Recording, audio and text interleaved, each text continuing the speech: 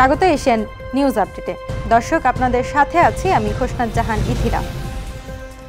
গণতন্ত্রকে হুমকির মুখে ফেলার জন্য বিভিন্ন রকম চক্রান্ত চলছে বলে জানিয়েছেন বিএনপির মহাসচিব মির্জা ফখরুল ইসলাম আলমগীর। ৭ই নভেম্বর জাতীয় বিপ্লব ও সংহতি দিবস উপলক্ষে বিএনপির প্রতিষ্ঠাতা জিয়াউর রহমানের মাজারে শ্রদ্ধা নিবেদন শেষে এ মন্তব্য করেন তিনি।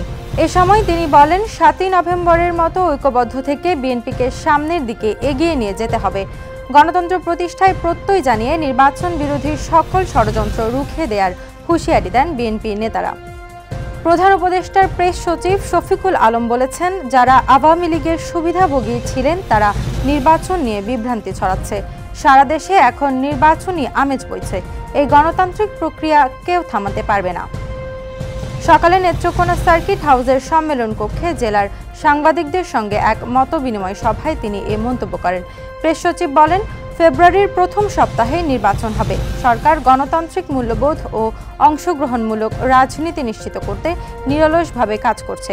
শফিকুল আলম বলেন, গণমাধ্যম রাষ্ট্রের চতুর্থ স্তম্ভ হিসেবে জনগণের কাছে সরকারের কার্যক্রমের সঠিক ও ইতিবাচক বার্তা পৌঁছে দিতে গুরুত্বপূর্ণ ভূমিকা রাখে। ব্রাহ্মণবাড়িয়ার সরাইলে ট্রাক চাপায় অটোরিকশার চালক সহ ২ জন নিহত হয়েছেন। সকালে সরাইল নাসিরনগর আঞ্চলিক সড়কের সরাইলের বাড্ডা বাজার এলাকায় এ দুর্ঘটনা ঘটে। নিহতরা হলেন অটোরিকশা চালক মোহাম্মদ ইউসুফ ও অটোরিকশার যাত্রী মুসলিম মিয়া। পুলিশ জানায়, সকালে মুসলিম মিয়া পাইকারি সবজি কেনার জন্য ইউসুফের অটোরিকশা নিয়ে সরাইল বাজারের উদ্দেশ্যে রওনা হন।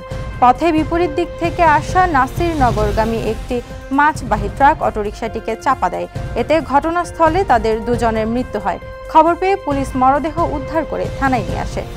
দর্শক, এই ছিল এশিয়ান নিউজ আপডেট। পরবর্তী আপডেট দেখার আমন্ত্রণ রইল। ধন্যবাদ এতক্ষণ সাথে থাকার জন্য।